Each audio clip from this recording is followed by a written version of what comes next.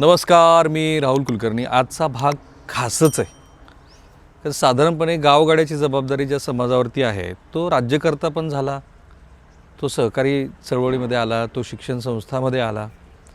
मग अशा समाजातली एखादी व्यक्ती ही साधारणपणे राजकारणातच जायला हवी ना. म्हणजे आमदाराची मुलगी असेल किंवा मुलगा असेल तर आपल्याला पण ते आता आपण गृहीत धरलेलं आहे की त्याची पुढची पिढी ही राजकारणातच जाईल. आणि स्पेशली मराठा समाजामध्ये अलीकडे तो एक मोठा बदल दिसतो आहे. पण तरीही हा असा एक समाज आहे गावगाड्यातला की ज्यांनी नेतृत्व पण केलं वेगळ्या पातळीवरचं, पण त्याचबरोबर समाजातल्या काही रूढी परंपरा ह्यामुळं मराठा समाजातल्या महिला किंवा मुली ह्या उद्योग क्षेत्रामध्ये तुलनेनं कमी दिसतात.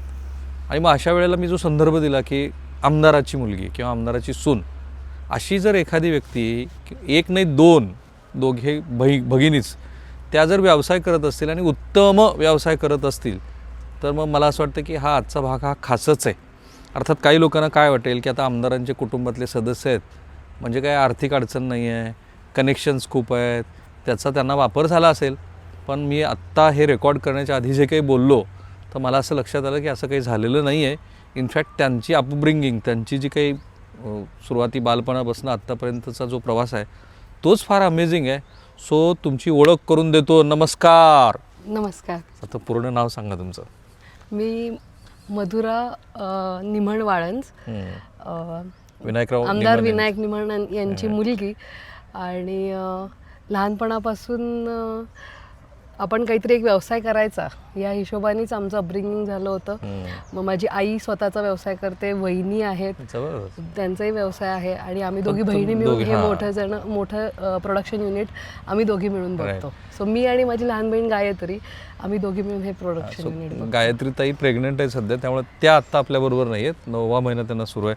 पण आता तुमच्याकडनंच मला हे समजून घ्यायचं आहे, सगळ्यात आधी तुम्हाला सगळ्यात चांगलं काय वाटलं माहिती आहे का? जनरली आमदारांची मुलं म्हणजे काय वाचनाचा वगैरे गंध नाही, शिक्षण म्हणजे काय घरी येऊन गाड्या असं नव्हतं ना. किती वाचायची पुस्तकं? नाही, आम्हाला आबांचं कंपल्शन असायचं की आपण पुस्तकं सुट्टी असली की आम्हाला अशी 2 पुस्तकं दिली जायची, तुम्हाला ही वाचायचीच आहेत आणि नुसती वाचायची नाही आहेत. At the time of dinner रात्री 9 वाजता आबा घरी आले की आम्ही सोबत जेवायचो. सो तेव्हा तुम्हाला ते ब्रीफ करायचं की तू आज जी 10 पानं वाचली त्यात तू काय बघितलं किंवा तुला काय आवडलं किंवा काय तुला नाही आवडलं. सो आणि ही सगळी पुस्तकं आबांनी वाचलेली असल्यामुळे आपला पर्स्पेक्टिव्ह आणि त्यांचा पर्स्पेक्टिव्ह ह्या गोष्टी पण खूप आय ओपनर असायच्या. म्हणजे त्याच्या जेवणाच्या टेबलवरती रोज रात्री तिघांना कंपल्शन. सनी दादा, गायत्री आणि मी, आमच्या तिघांनाही ते कंपल्शन होतं की बुक्स रिडिंग कंपल्सरी आहे. आई असो आबा असो रात्री झोपताना बुक वाचल्याशिवाय कधीच झोपले नाहीत. माझी आई अजूनही आहे, वाचाल तर वाचाल हे ते जगत होते आणि ते त्यांचं त्या हिशोबानेच आमची वाढ. गायत्रीचं पण तसंच? हो, गायत्री तशीच, सनी दादा पण. आमच्या घरी लायब्ररी आणि जिम एकत्र आहे सर. म्हणजे if you have seen Sunny दादाचे व्हिडिओज, तर लायब्ररी आणि जिम हे सोबत आहे. आबांचे दोन्हीही आपण म्हणतो ना की मनापासून आवडणाऱ्या गोष्टी, एक तर व्यायाम करणं आणि दुसरी गोष्ट वाचन करणं, त्यांनी ते एकत्र करून केलेलं आहे. How do you define Maratha community, specially महिला? मराठा कम्युनिटीमधल्या महिला म्हणजे हा इतका काय म्हणतात त्याला, त्यांच्यामध्ये ममता आहे, त्यांच्यामध्ये शौर्य आहे, त्यांच्यामध्ये धाडस आहे, त्यांच्यामध्ये सहनशक्ती आहे, आणि काहीही दुःख आलं तरी ते पेलून पुढे जायची ताकद ही मराठा कम्युनिटीतल्या सगळ्या लेडीजमध्ये आहे. आपण जिजाऊंचं उदाहरण घेऊ, आपण झाशीच्या राणीचं उदाहरण घेऊ, आपण तारा राणींचं उदाहरण घेऊ. सगळ्या मराठा कम्युनिटीच्या ज्या आहेत राण्या महाराण्या किंवा ज्या, त्यांनी स्वतःचं एक अस्तित्व तयार करून दिलं. आणि आपल्याकडे ना, आपल्या समाजामध्ये ती एक काय म्हणतो आपण, म्हणजे ती जडणघडण झालेली किंवा ते संस्कार झालेले आहेत लहानपणापासून की तुम्ही तुमच्याकडे ना ते पुरुषत्व किंवा ते जे असतं ना, ती मर्दानगी ती येतच राहते because of all these people. पण आपण जनरली मराठा समाजातल्या महिला ह्या व्यवसायात नव्हत्या, आता ते यायला लागले असं दिसतंय मला. नाही, आता त्या बाबतीत मी थोडंसं हे करेन, कारण की मी लहानपणापासून माझ्या आईचा व्यवसाय अजूनही चालू आहे. म्हणजे माझ्या आईच्या 2 शाळा आहेत. त्याच्यानंतर माझी आई कॉर्पोरेटर, म्हणजे आबांच्या आमदारकीच्या आधी आई कॉर्पोरेटर झाली होती. आई म्हणजे नंदू घाटेंची मुलगी, त्याच्यामुळे तिच्याकडेही ते. पण हा एक तुमचा अपवाद आहे जनरली, कारण ग्रामीण भागामध्ये. कारण मी हे का सांगतो तर हे मराठा उद्योजकांची जी काही एक्सपो होणार आहे पुण्यामध्ये, अशी मंडळी तुम्हाला तिथं भेटेल. आणि मला ह्याच्यात बिलकुल आक्षेप वाटत नाही की जात समूह एकत्रित आला आणि तो काहीतरी उद्योग व्यवसाय करतोय. माझं तर उलटं मत आहे, ज्याला ज्या पद्धतीचे डॉट्स जोडता येतील ते त्यांनी करावे, त्यांनी महाराष्ट्राच्या विकासामध्ये भूमिका बजावावी. 27-28 तारखेला आणि 1 म्हणजे 27-28 फेब्रुवारी आणि 1 मार्चला इथे पुण्यात एक्सपो आहे, तर तुम्ही येऊ शकता. आता मला फक्त एक जाता जाता सांगा रेफरन्स की हे जे तुमच्या कम्युनिटीचं एकत्रित वगैरे येणं आहे, तर त्याचा किती फायदा झाला आहे समाज म्हणून? खूप हां. म्हणजे माझे जेव्हा स्टार्टिंगचे बिझनेसचे डेज होते ना सर, आम्ही दिवाळीचे गिफ्ट बॉक्सेस वगैरे आम्ही सगळं बनवतो. सो अगदी तेव्हाचे जे तत्कालीन अंकुश हसबे सर वगैरे होते चेअरमॅन, त्यांनी आम्हाला पहिली गिफ्ट बॉक्सची ऑर्डर दिली होती. म्हणजे अशा पद्धतीने बिझनेसच्या सेल्सच्या दृष्टीने असेल किंवा बिझनेसच्या काय म्हणतात वाढवण्याच्या दृष्टीने जे काही आपले लेक्चर्स होतात आणि बाकीच्या गोष्टी होतात, जे काही कम्युनिटीचं म्हणजे इतक्या नवीन नवीन संधी आम्हाला मिळत गेल्या MEAचा पार्ट असल्यामुळे, त्याबद्दल आम्ही म्हणजे त्यामुळे ना we give back also to MEA. Okay, पण तुम्ही जेव्हा व्यवसाय करायचं ठरवलं तर ती अशी ट्रिगर पॉईंट नव्हतं ना की आपल्याला करायचंच आहे असं होतं, कारण तुम्ही शिक्षणापासूनच ठरवलं होतं. मी 7वी होते सर, मी म्हणजे 7वीत होते आणि तेव्हा आबांनी सांगितलं होतं की अन्न वस्त्र निवारा या 3 फील्डमध्ये माझी 3 मुलांनी काम करणं अपेक्षित आहे. आणि त्याचे जे काही फ्युचर ट्रेंड्स असतील त्या ट्रेंड्स प्रमाणे तुम्ही पुढे पुढे जायचं, असे थोडंसं एक हे होतं. त्याच्यामुळे दादाने माझ्या BE सिव्हिल केलं, मास्टर्स केलं ऑस्ट्रेलियामधून आणि तो रिअल इस्टेट आणि ह्या सगळ्यामध्ये गेला. आणि मी केलं BSc ॲग्रिकल्चर, त्याच्यानंतर मी केलं MBA बिझनेस मॅनेजमेंट सिम्बायसिसमधून 2007 साली.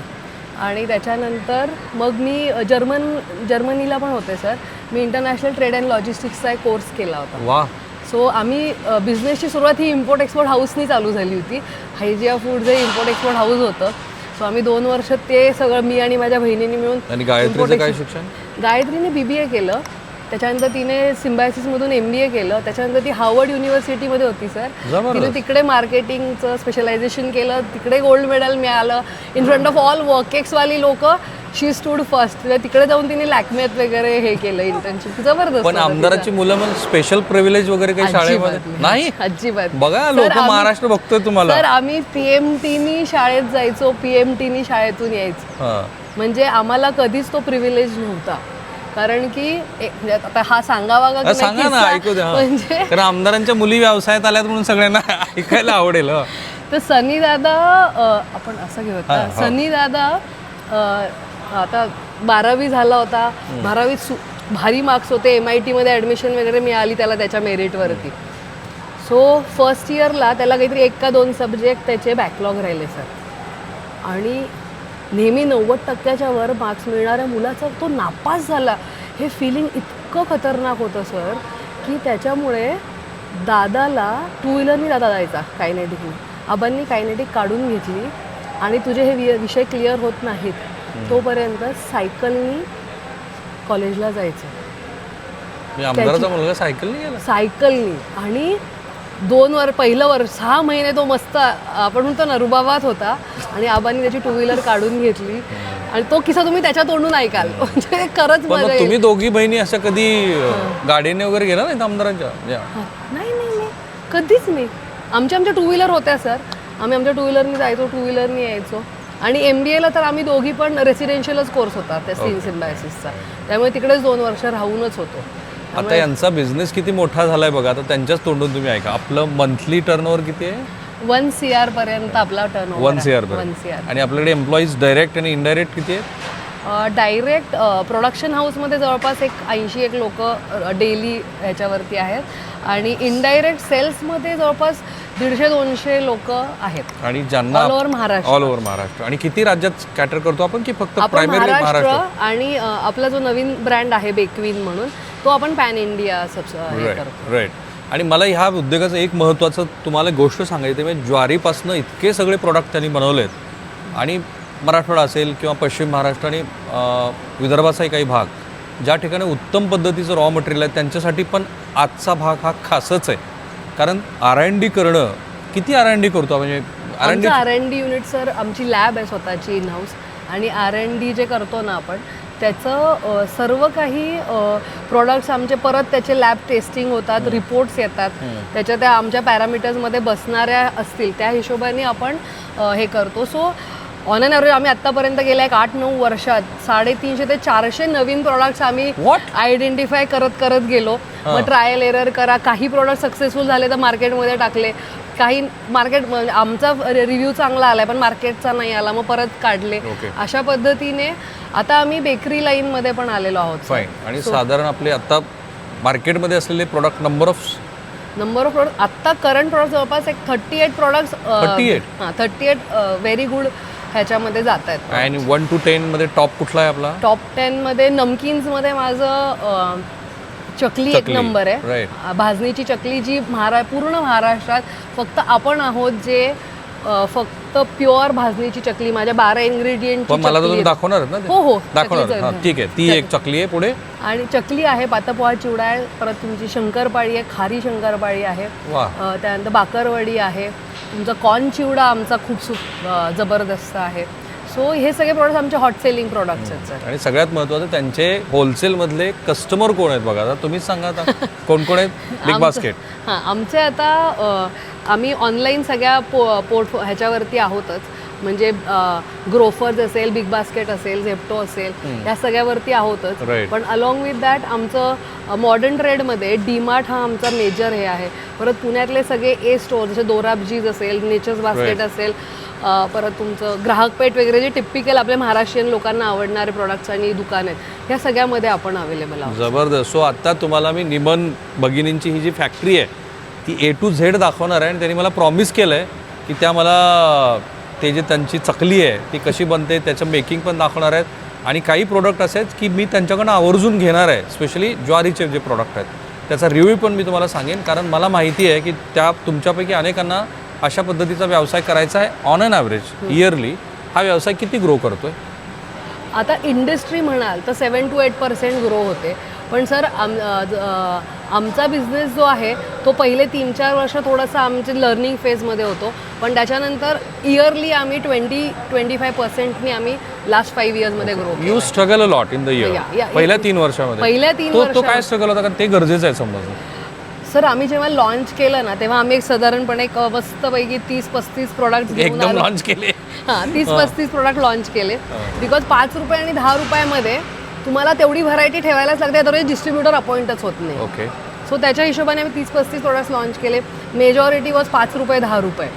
आणि 1-1.5 वर्ष भरपूर गोष्टी घडल्या सर. म्हणजे कधी कधी बंद करा हे सगळं प्रॉडक्ट रिटर्न आलं, कधी माल गेलाय विकलाय. तू रडलात की नाही तुम्ही आधी सांगा? रडलात की नाही?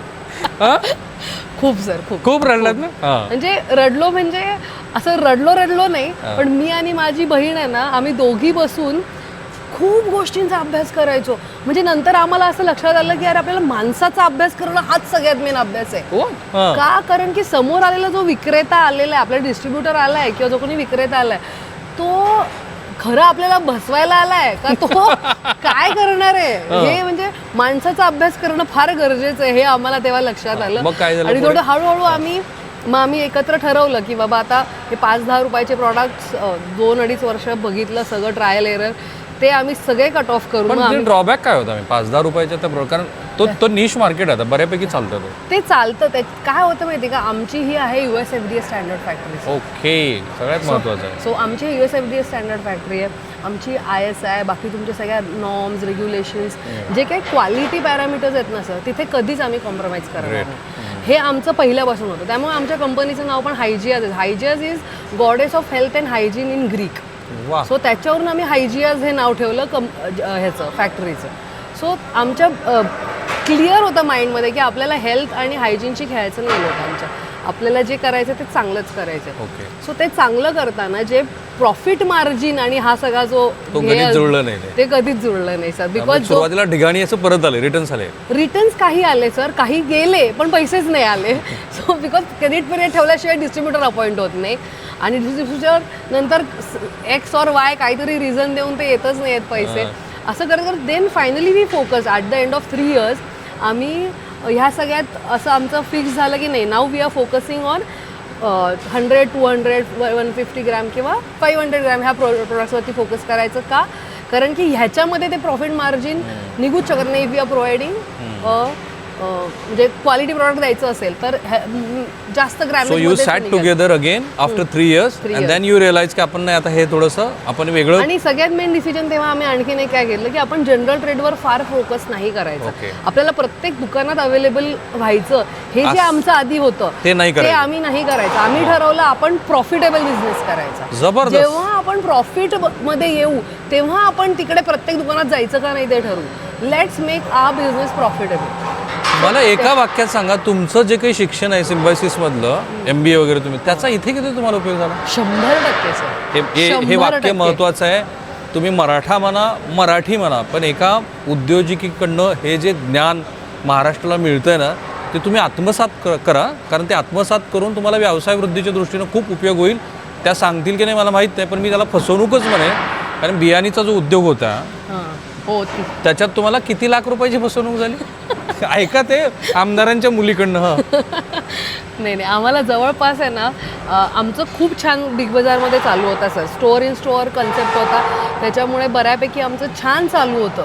आणि आमचे जेव्हा बिग बाजार अचानक बंद झालं, कारण की आमचा माल पण तिथे खूप का असायचा, कारण सेलही खूप व्हायचं सर. आणि आमचं त्यांनी एवढे छान प्रमोशन दिलं होतं, छान चालू होतं सगळं.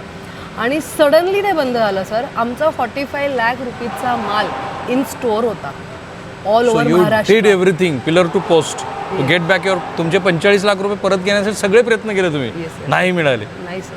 ते कंपनी जर तुमची डब्यात गेली ती कंपनी. जर कोणतीही कंपनी तुमची हे होते ना, तेव्हा ती नाही रिपे करू शकत. म्हणजे this was also one of the lessons we learn ह्या सगळ्यामध्ये, की असे सडन शॉर्टफॉल्स, असे सडन धक्के बसू शकतात. त्याच्यासाठी आपण तयार असलं. आणि मी हे आवर्जून का विचारणे, खूप सारा भाग मी इथे जाणीवपूर्वक व्यतीत केला, कारण माहिती आहे मला की तुम्हाला फॅक्टरी बघायची आहे नेहमीच्या पद्धतीप्रमाणे.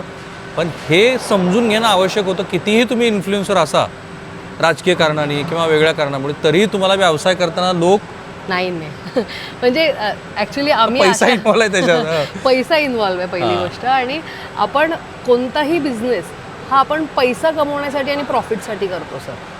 बरोबर आहे. मी एक पैसा टाकला तर माझे 2 पैसे होऊन येणं अपेक्षित असतं.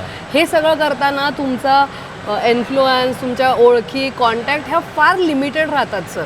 आणि तुम्हाला जे सगळे स्ट्रगल करायचं असतं ना ॲट ॲक्च्युअल फील्डवरती, हे करावंच लागतं. राईट. सो आपण चला आता आपण आहोत ही मला वाटतं हे आमचं म्हणजे आमचा स्टोअर रूम आहे. म्हणजे इनवर्ड आहे, माल येतो तो इथे सगळा स्टोअर होतो. ओके. आणि कोणाकडनं आपण खरेदी, हा रवा दिसतोय मला. हा रवा आहे. हा साधारणपणे आपली वेंडरची लाईन ठरलेली आहे. वेंडरची काही आपण मॅन्युफॅक्चरर्स कडून घेतो, काही आपण मार्केट यार्डमधून घेतो. ओके. Depending upon quantity. ज्याची क्वांटिटी जास्त असते ते मॅन्युफॅक्चर आपलं म्हणजे मॅन्युफॅक्चरर्स कडून येतं, जसं टन्समध्ये असेल तर. ओके. आणि जर केजीजमध्ये असेल तर. पण आता रॉ मटेरियलची quality does matter. Yes yes. आता त्यासाठी तुम्ही काय करता? आपलं जसं माल आहे, आता हे माझं एक पोतं उघडं दिसेल. बघूया ना, आहे इथे एक थोडंसं उघडं आहे. जे काही पोतं उघडं दिसेल ना तुम्हाला, ते बघा. हा रवाच आहे ना? नाही, हे राईस फ्लोअर असेल. राईस फ्लोअर आहे. हे राईस फ्लोअरचं ही क्वालिटी कशी मेंटेन करायची? आता आपल्याकडे एक लॅब आहे सर. सो जे काही प्रॉडक्ट येतं ते इमिजिएट आमचे शिवाजी सर म्हणून ते येतात, इथून सॅम्पल घेऊन जातात लॅबमध्ये, ते ऑथेंटिकेट करतात. आता कसं आलेली गाडी उतरवून घेईपर्यंत ते ऑथेंटिकेशन होऊन जातं. ओके. आणि प्रत्येक येणाऱ्या प्रत्येक बॅचचं, प्रत्येक प्रॉडक्टचं हे आम्ही तिथे टेस्टिंग करून त्याचं सॅम्पल परत वरती स्टोअर केलेलं असतं. सो आम्हाला ते अकॉर्डिंग टू आमचे FSSAI मॅन्डेट, आम्हाला 3 महिने तुमचं आलेलं स्टोरेजचं मटेरियल पण ठेवणं कंपल्सरी. राईट. सो आणि साधारणपणे तुमच्या व्यवसायासाठी रॉ मटेरियल काय लागतं? आता आम्हाला चना डाळचं पीठ लागतं, कारण की आमचं फरसाण हा पण आमचा एक मेजर सेलिंग प्रॉडक्ट आहे. सो ते एक लागतं. परत मैदा लागतो, कारण आपण शंकरपाळी आणि हे सगळं काढतो.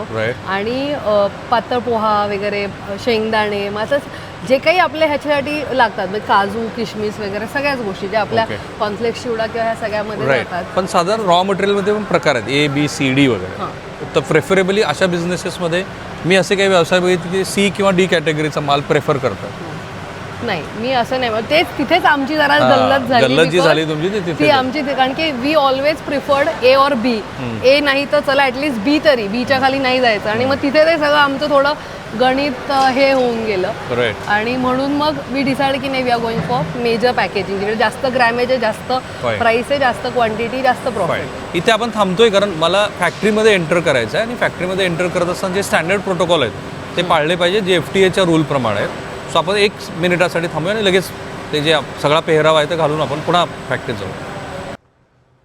सो तुम्ही बघितलं असेल की आम्ही अशा कोणत्याही की ज्या ठिकाणी अन्नपदार्थ बनतात त्या ठिकाणचा जो स्टँडर्ड प्रोटोकॉल आहे तो पाळतोच आहे. पण एक ज्याचा रेफरन्स म्हणून सांगा, अमेरिकन FDAचे रूल्स खूप हार्श आहेत तुलनेने. मग त्याला तुम्हाला जो कंप्लायन्स करायला लागतो तो कसा असतो? मेजर कंप्लायन्स हा कन्स्ट्रक्शन पासून चालू होतो. सो कन्स्ट्रक्शन पासूनचे जे त्यांचे नॉर्म्स असतात ते आपण फॉलो करत जावे लागतात. Right. त्यांना सर्टन डिस्टन्सवरती तुमचे जे राईस फ्लोअर आणि सपोज तुमचा रवा असेल त्या 2 गोष्टींमध्ये पण किती डिस्टन्स ठेवायचं त्याला पण त्याचं तिथपासून सगळे Right. स्टँडर्ड आहेत. Right. So आणि ते आता आपण एअर शॉवर मध्ये हा आपण आता एअर शॉवर मध्ये इथे जातो. वर्क कसं होतं हे एअर शॉवर इकडून फुल हवा येते, ब्लोअर येतात त्याच्याने आपल्या अंगावरचे सगळे मायक्रोब्स हे होतात आणि मग आपण पुढे जायचं. पुन्हा फॅक्टरीमध्ये आपण एंट्री करतो. राईट. आता तुम्ही साधारणपणे म्हणालात की 20-22% इंडस्ट्री ग्रो करते. तर साधारण 20% म्हणजे आमचा बिझनेस ग्रो होतो. पण तुमचा जो कंझ्युमर आहे तो मेल फिमेल रेशिओ काय चिल्ड्रन ॲडल्ट रेशिओ असा काही बघितलं? असा रेशोमध्ये कॅल्क्युलेट नाही करता येणार सर. पण आमचं जे टार्गेट कस्टमर आहे हा आधी आम्हाला वाटलं की महाराष्ट्रीयन ट्रेडिशनल प्रोडक्ट्स असल्यामुळे फक्त महाराष्ट्रीयन असतील.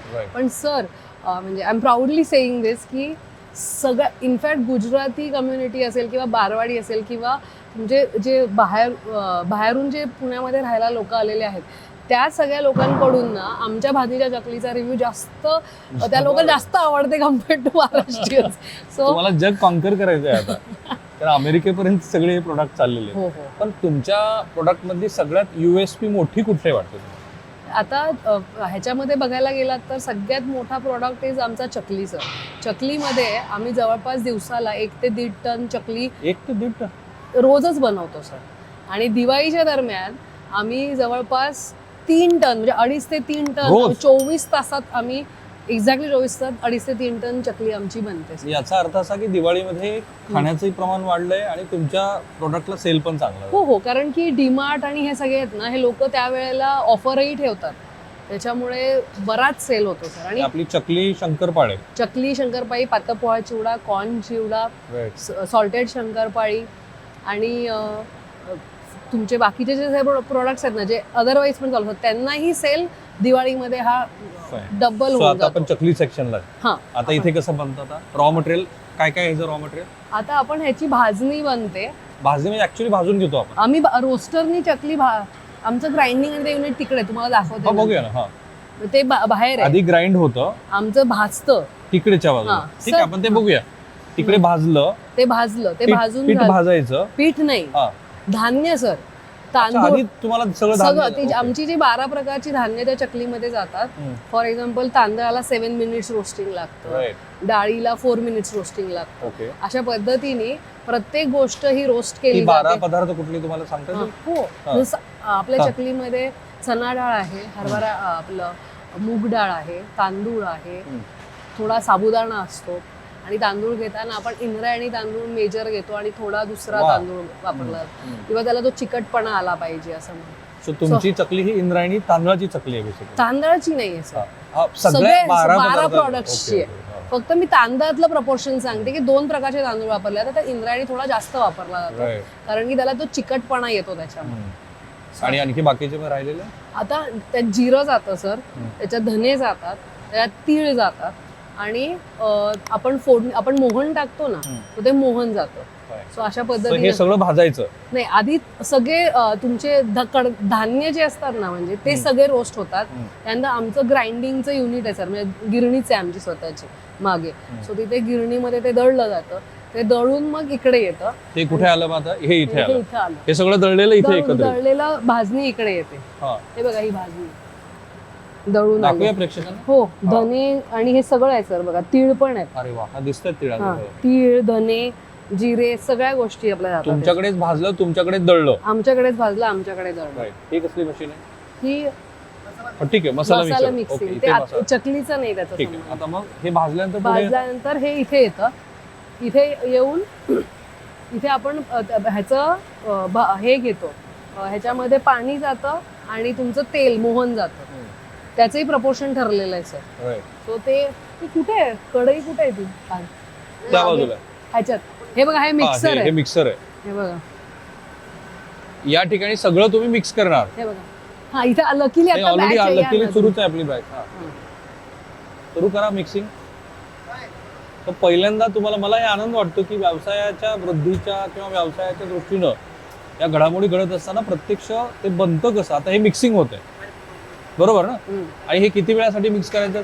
मिक्स करणं, त्याच्यातलं क्वांटिटी ऑफ ऑइल आणि क्वांटिटी ऑफ वॉटर हे पण मेजर करूनच आज जातं. तरच ती आमची कन्सिस्टन्सी थ्रू आउट सेम तुमचा जो काही आमचा पॅटर्न म्हणा, एसओपी जी एसओपी आमची आहे. ओके. आमची जी एसओपी आहे त्या हिशोबाने हे तेल मग ते गरम करायचं का? ते गरम करून तिकडून तेल गरम पाणी घेतो आपण. गरम पाणी घेतो आणि तेल घेतो. राईट.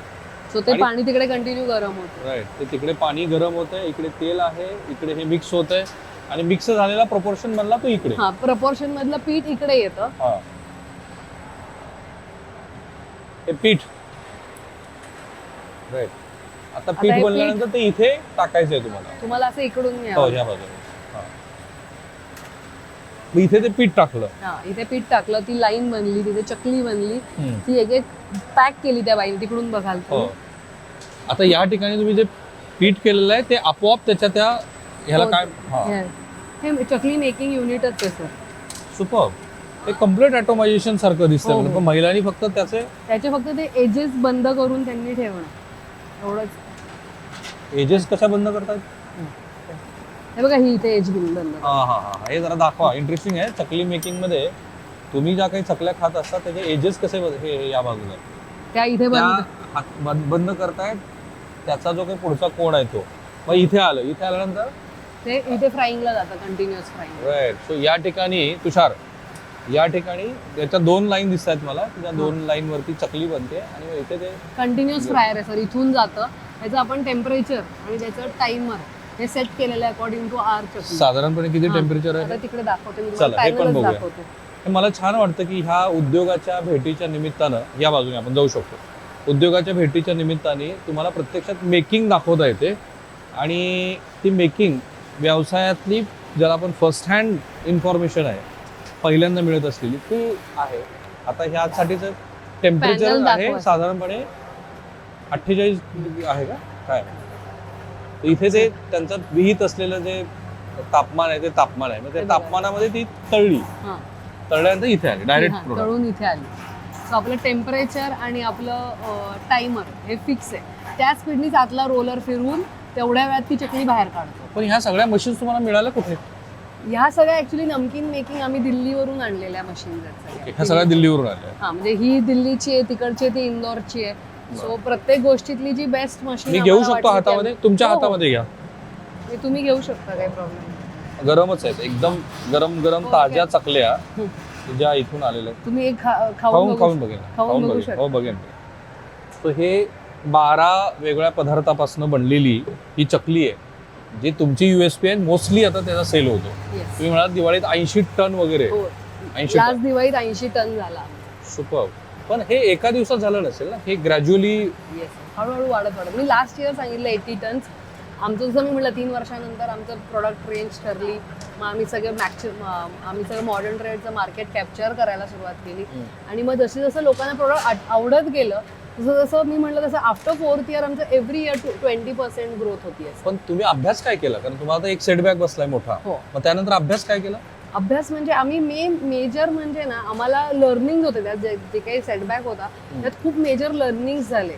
आणि त्याच्यानंतर आम्ही स्वतः मार्केटमध्ये उतरलो आणि मार्केटमध्ये उतरून आम्ही सगळं मॉडर्न ट्रेडचं मार्केटमध्ये डीमार्ट असेल किंवा बिग बास्केट, तेव्हा बिग बाजार खूप रिनाऊंड होतं. सो बिग बाजार असेल, रिलायन्स असेल, असे सगळे मेजर स्टोअर्स प्लस मुंबईसारख्या ठिकाणी जवळपास 10-12 स्टोअर्स अख्ख्या मुंबईत असलेले असे 20 मॉडर्न ट्रेडचे युनिट्स आहेत. सो त्यात सगळ्यातही आपण प्रेझेंट आहोत. ओके. आणि हा जेव्हा अभ्यास झाला त्यावेळेला साधारणतः मार्केट बिहेवियर आपण ज्याला म्हणतो ते काय आहे मार्केट बिहेवियर? मार्केट बिहेवियर म्हणजे बघा असं मी सांगेन मार्च टू मे हा गरमीचा पिरियड असल्यामुळे त्यावेळेस जनरली आईस्क्रीम किंवा कूलर आयटम्स प्रिफर केले जातात. सो मे नंतर आपलं प्रॉडक्ट जे चालू होतं सीझन, सो त्याच्यानंतर मे येते, मग गणपती येतो, गणपतीनंतर दिवाळी येतो, दिवाळीनंतर परत थोडं कमी कमी कमी होत जातं कारण लोकांच्या घरात आहे. लोकांच्या घरात एकदा फराळ असतो किंवा त्या दरम्यान आहे ना ट्रेंड जसा असतो त्या हिशोबाने नमकीनचा ट्रेंड हा मोस्टली तुमचा फेस्टिव्ह सीझन किंवा तुमचा रेनी सीझन हा सगळा जो पार्ट आहे तेव्हा ह्या गोष्टी जास्त कन्झ्युम केल्या जातात कम्पेअर टू अदर पार्ट. आणि मग जो आता तुम्ही चकली आणि शंकरपाळ्या त्याचा पण काही सीझन आहे की ह्या काळात जरा चकल्या जास्त जातात? हा, इंटरेस्टिंग आहे बघा. म्हणजे आता सध्या आम्ही दिवसाला 1 ते 1.5 टन चकली बनवतो, पण हेच आम्ही गणपतीपासून ते दिवाळीपर्यंत दिवसाला 2.5 ते 3 टन चकली बनवतो. 24 तास आमची सणावाराच्या काळात जास्त. आणि त्या काळात काय होतं, शाळा चालू होतात, त्याच्यामुळे ह्या सगळ्या गोष्टींचं शाळा ऑफिसेस ह्या सगळ्या गोष्टी रुटीन मध्ये आल्यावरती. आणि शंकरपाळ्यांसाठी असं काही सेम त्याच काळामध्ये त्याच काळ Diwali is a peak period किंवा गणपती पासून ते जवळपास नोव्हेंबर पर्यंत इज अ गुड टाइम जेव्हा. सो आता आपण तिथे मॅन्युफॅक्चरिंग बघितली. आता इथे किती लाईन चालू आहे कुठल्या प्रोडक्ट? आता फक्त हीच चालू आहे, आपली बेकिंग आज बंद आहे. राईट. सो बेकिंगची लाईट इथे आपण आता ह्या सेक्शन जो येतो आता पॅकेजिंग मध्ये येतोय आपण या बाजूने जाऊ. हा, इकडून जाऊ. सो सगळ्यात महत्वाचं असतं व्यवसायामध्ये दी बेस्ट पॅकेजिंग. तुम्ही प्रोडक्ट कितीही चांगला बनवला तर तुमची पॅकेजिंग व्यवस्थित नाही, पण यांच्या कंपनीला पॅकेजिंगचं उत्तम असं ती काय कहाणी ती सांगा तुम्ही. ऍक्च्युली आम्ही ह्याचा बेकविन म्हणून एक ब्रँड लॉन्च केला ज्याच्यामध्ये आपण मिलेट्स आणि जॅगरी कुकीज बनवतो गुळापासून.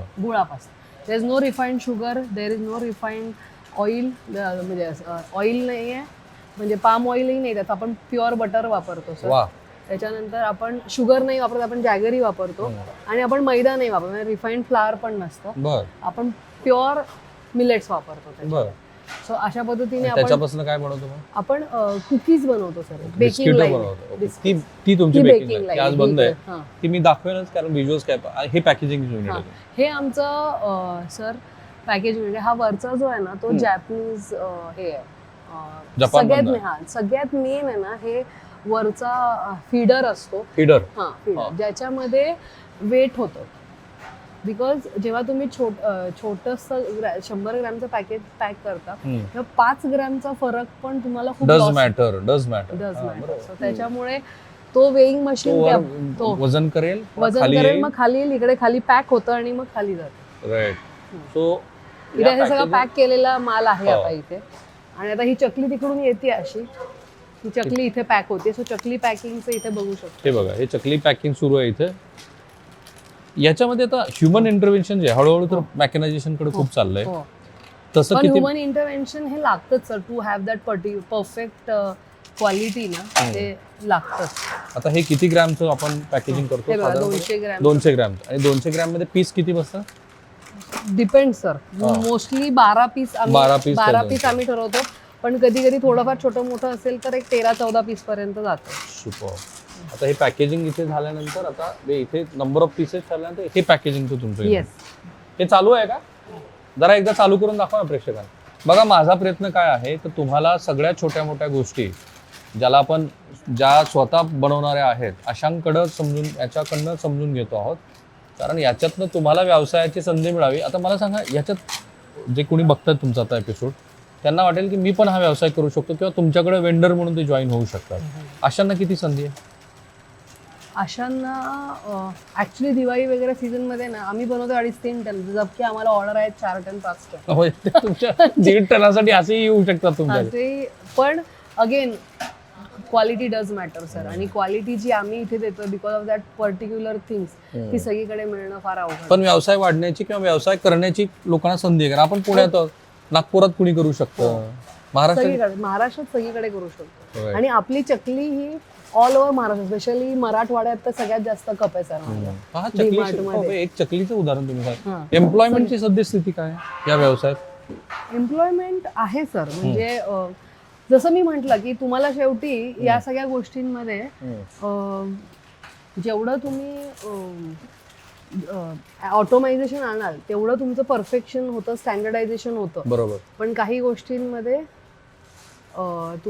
ते आता फाटलंय, ते नको घेऊ बाळा. ती एक लाईन ही करूया आपण आता, कारण यांचे लाईन ऑफ प्रोडक्ट जर तुम्ही बघितले तर एवढे सगळे आहेत आणि ह्या सगळ्या याच्यामध्ये बाकरवडी आहे, नमकीन जे तुम्ही बघताय ते आहे, लसूण शेव आहे, लसूण साधी शेव आहे, म्हणजे साधी अशा- शेव आहे, आमचं स्टँडर्ड ही पॅकेज. भाजणीची चकली म्हणजे आता आपण जी पाहिली ती. पाहिली ते हे अर्धा किलोचं पॅकेट आहे, 200 आणि ग्रॅम. तुम्ही ज्याच्याबद्दल फार मला हे सांगत होता तुमचे पोहे, पोह्याचा चिवडा तो कुठे? हे बघा, हा पोह्याचा चिवडा आहे. पोह्याचा हा चिवडा. ज्वारीच्या पोह्याचा आहे हा का नॉर्मल आणि पोहे? हा साध्या पोह्याचा आहे. हा, हा साध्या पोह्याचा आहे. राईट जसा कॉर्न चिवडा आहे ना तसा आपला ज्वारी फ्लेक्सचा चिवडा आहे. राईट.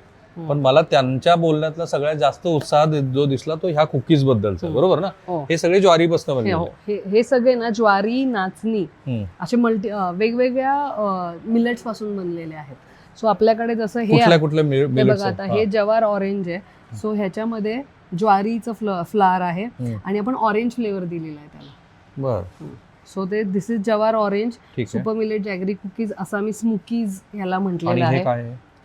हे आमचे गिफ्ट बॉक्सेस आहेत मोठे. Okay, okay. हे छोटे गिफ्ट बॉक्सेस आहेत. ओके, So ते त्याच्यात- त्याचेच आहेत ज्वारीच्याच पाहिजे. ज्वारी नाही, हे बघा रागी आहे, नाचणीचे पण आहे मध्ये Right. आपल्याकडे. हा. नाचणीचं आहे, ज्वारीचं आहे, मल्टीग्रेन पण आहे आपल्याकडे. हम्म. मल्टीग्रेन मध्ये आपण ज्वारी, बाजरी, नाचणी, तुम्ही ह्याच्या मागे बघाल तर तुमच्या लक्षात येईल. दाखवा ना.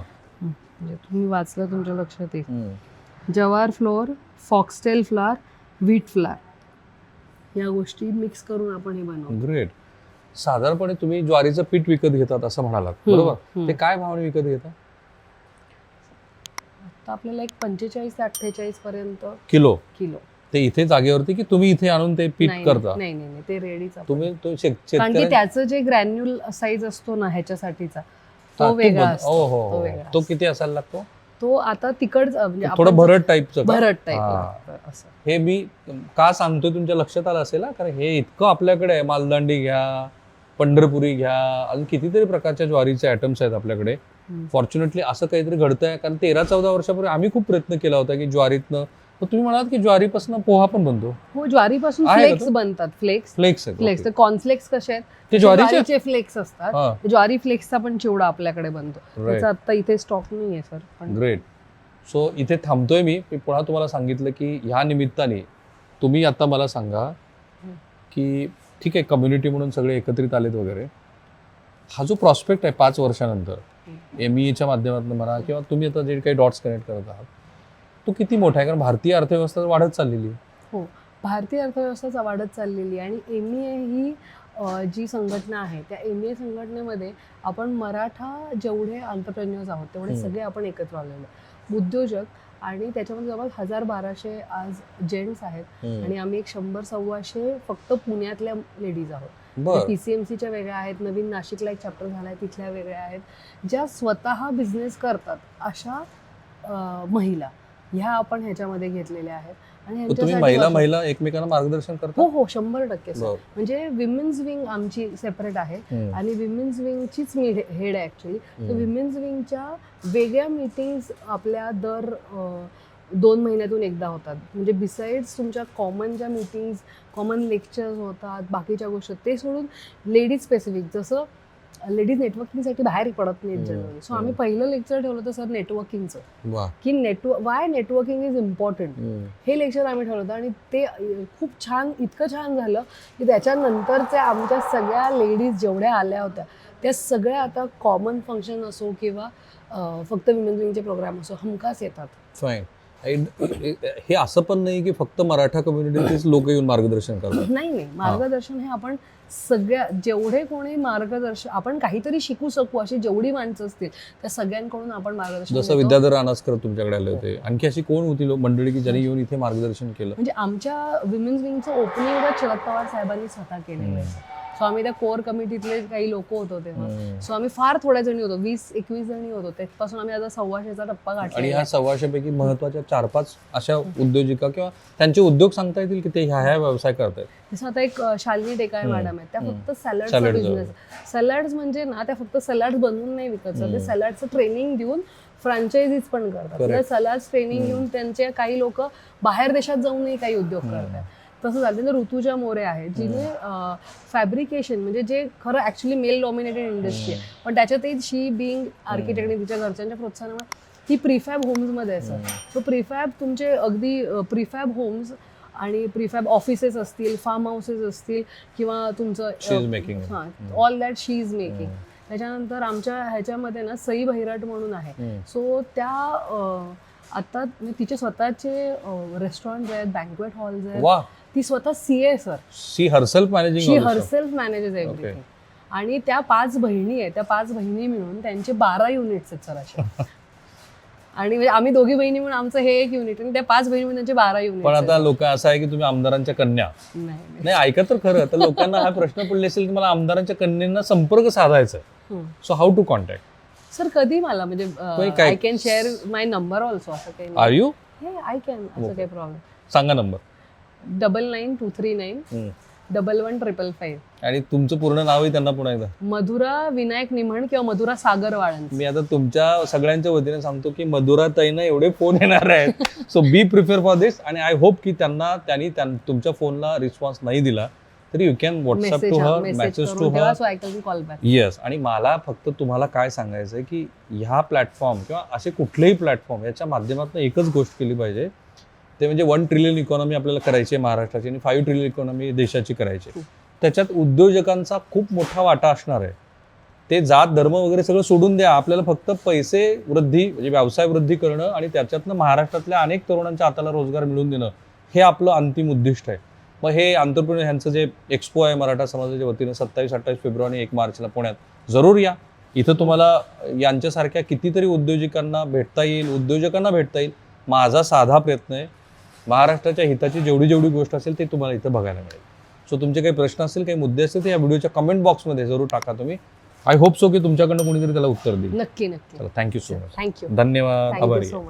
MEA इंटरनॅशनल बिझनेस एक्सपो दिनांक 27 व 28 फेब्रुवारी आणि 1 मार्च 2026 रोजी ॲग्रिकल्चर कॉलेज ग्राउंड पुणे येथे होणार आहे. प्रदर्शनाला भेट देऊन परिवर्तन आणि यशाच्या या ऐतिहासिक पर्वाचा भाग बना.